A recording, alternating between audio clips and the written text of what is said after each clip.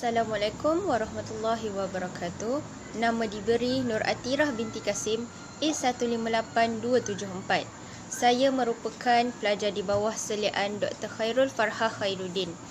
Jadi pada hari ini saya akan membentangkan tajuk berkaitan kajian saya, iaitu tahap kesediaan guru pelatih pendidikan khas untuk mengajar murid berkeperluan khas. Baiklah, kita teruskan kepada penyataan masalah. Kemenjadian seseorang murid berkeperluan khas bergantung kepada faktor potensi diri seseorang guru itu yang bersedia menghadapi pelbagai cabaran baik dari aspek mental maupun fizikal. Jadi, terdapat komen-komen daripada guru-guru di sekolah yang menyatakan bahawa guru-guru pelatih ini kurang menonjol dan cetek dalam pengetahuan tentang pendidikan khas. Jadi, berdasarkan masalah ini, saya ambil untuk dijadikan sebagai panduan dalam kajian yang akan saya jalankan. Seterusnya, kita akan membincangkan berkenaan tinjauan literatur. Okey, di dalam tinjauan literatur ini, kita akan membincangkan tentang teori-teori yang pernah digunakan dalam kajian-kajian lepas yang lebih kurang sama dengan kajian saya. Baiklah, kita pergi kepada teori yang pertama, iaitu teori pengetahuan oleh Schulman pada tahun 1987. Ia berkaitan asas pengetahuan seseorang guru, di mana melibatkan pengetahuan isi kandungan, pengetahuan pedagogikal kandungan, pengetahuan kurikulum, pengetahuan pedagogi am, pengetahuan terhadap murid dan karakternya, pengetahuan dalam konteks pendidikan serta pengetahuan tentang tujuan nilai falsafah pendidikan dan sejarah. Seterusnya, teori yang kedua pula ialah teori efikasi kendiri oleh Bandura pada tahun 1986. Teori ini didefinisikan sebagai penilaian tentang kemampuan diri sendiri merancang dan melaksanakan sesuatu tindakan untuk mencapai objektif tertentu. Jadi, keyakinan adalah punca utama manusia bertindak untuk mencapai satu-satu objektif itu. Jadi, hal ini disokong oleh Abdul Muhyidd pada tahun 2009. Untuk mencapai objektif, bukan sahaja pengetahuan dan kemahiran yang perlu kita ada sebagai seorang guru, malah kita juga perlu ada kebolehan untuk mengambil tindakan yang diingini untuk mengatasi masalah baru dan berjaya ketika berada dalam situasi tertekan atau tekanan hidup. Teori yang ketiga pula ialah berkaitan teori tingkah laku oleh Skinner pada tahun 1953. Baiklah, menurut Russlin Amir pada tahun 2007, teori ini mengatakan bahawa perubahan tingkah laku individu adalah terhasil daripada proses pembelajaran sebelumnya dan ia juga boleh diukur. Jadi, pengalaman dan pendedahan yang diterima oleh para pelajar program pendidikan khas atau guru pelatih ini akan mengubah pandangan serta ilmu yang mereka perolehi menjadi tambah nilai dalam diri mereka sendiri. Menurut Zalizan Muhammad Jelas pada tahun 2000, pendekatan pengajaran atau strategi pengajaran dan bantuan yang berbeza diperlukan kerana wujudnya kepelbagaian pelajar. Seperti yang anda tahu, murid berkeperluan khas atau MBK mempunyai pelbagai kategori. Sebagai contoh, autisme, sindrom Down, disleksia, masalah pembelajaran dan sebagainya. Oleh hal yang demikian, Jabatan Pendidikan Khas KPM pada tahun 2003 telah menggariskan beberapa pendekatan pengajaran dan pembelajaran untuk murid berkeperluan khas ini sebagaimana yang berikut.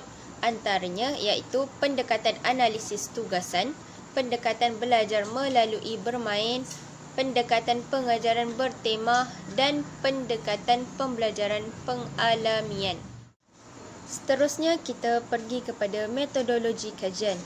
Reka bentuk kajian yang telah saya pilih berbentuk kuantitatif dan menggunakan kaedah tinjauan dengan menggunakan borang soal selidik bagi mengumpulkan data responden. Seterusnya, Responden yang dipilih seramai 121 orang pelajar daripada program pendidikan khas Fakulti Pendidikan UKM daripada tahun 1 sehingga tahun 4.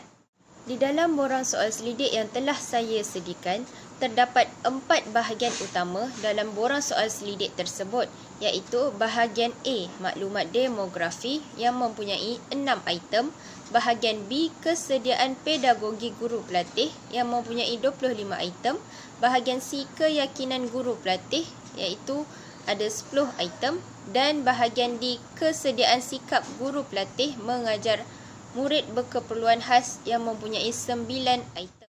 Menurut Muhammad Majid Konting pada tahun 2005, borang soal selidik merupakan satu alat formal yang diguna pakai untuk memperoleh maklumat secara langsung daripada responden tentang apa yang hendak dikaji. Di dalam borang soal selidik, saya telah memilih kaedah skala kadar iaitu skala Likert yang memerlukan responden memilih jawapan dalam borang soal selidik tersebut. Skala Likert yang saya gunakan adalah seperti berikut. 1. Sangat tidak setuju. 2. Tidak setuju. 3. Tidak pasti. 4. Setuju. Dan 5. Sangat setuju. Data yang dikumpul diproses menggunakan perisian SPSS versi 18. Data dipersembah dalam bentuk statistik deskriptif.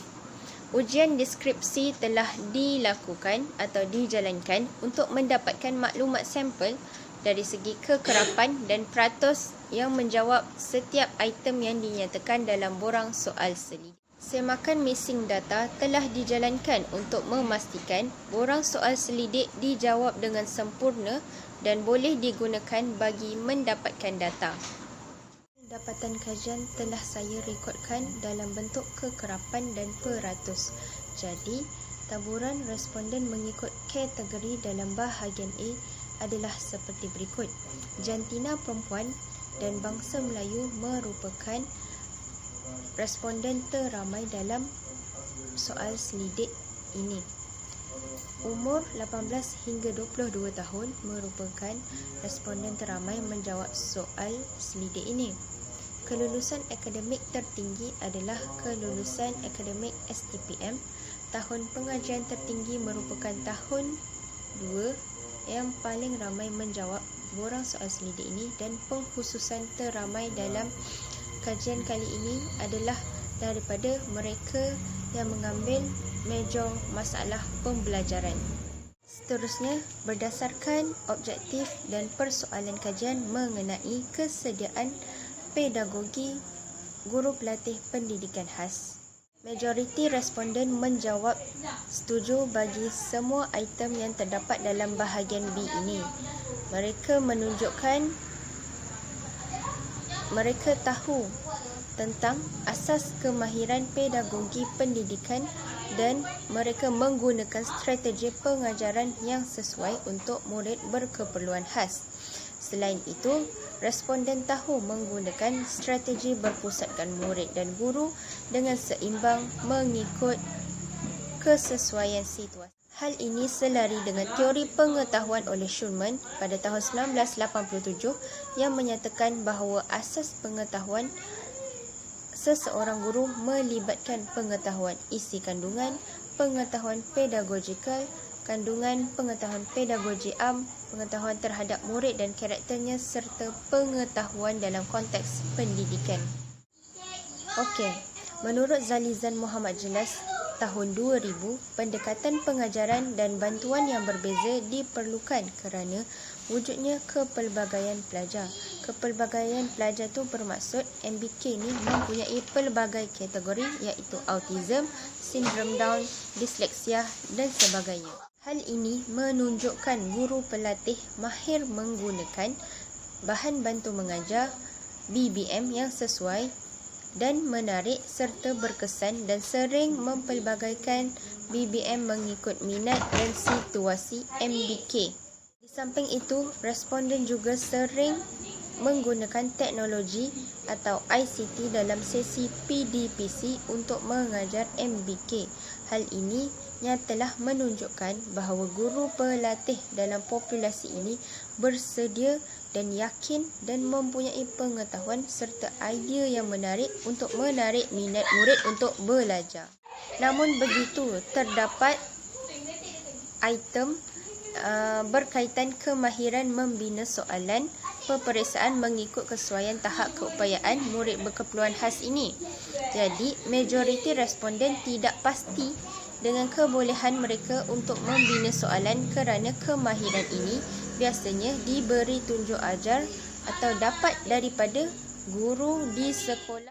Di samping itu, majoriti guru pelatih mahir merancang dan boleh melaksanakan rancangan pembelajaran individu iaitu RPI serta penggabung jalinan kerja atau projek yang khusus mengikut tahap keupayaan MBK.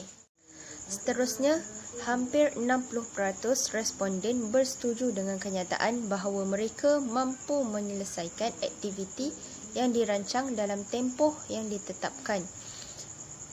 Teori pengetahuan oleh Schulman ada menyatakan tentang asas pengetahuan seseorang guru iaitu guru perlu tahu tentang murid dan karakter. Teori pengetahuan oleh Schulman turut menyatakan bahawa seseorang guru perlulah mempunyai pengetahuan dalam kurikulum. Teori ini menyokong item dalam bahagian B di mana majoriti responden mahir untuk menilai hasil kerja MBK iaitu murid berkeperluan khas dalam PDPC serta mahir menilai hasil kerja dan pencapaian murid berkeperluan khas. Akhir sekali, menurut Ruslin Amir pada tahun 2007, pengalaman dan pendedahan yang diterima oleh para guru pelatih sepanjang pengajian menjadi tambah nilai dalam diri mereka. Kenyataan ini dapat disokong oleh item terakhir dalam bahagian B berkaitan kemahiran mengintegrasikan dalam proses PDPC. Mohon ampun dan maaf sekiranya terdapat kekurangan sepanjang pembentangan kajian saya. Sekian daripada saya, Nur Atirah binti Kasim, A158274. Assalamualaikum.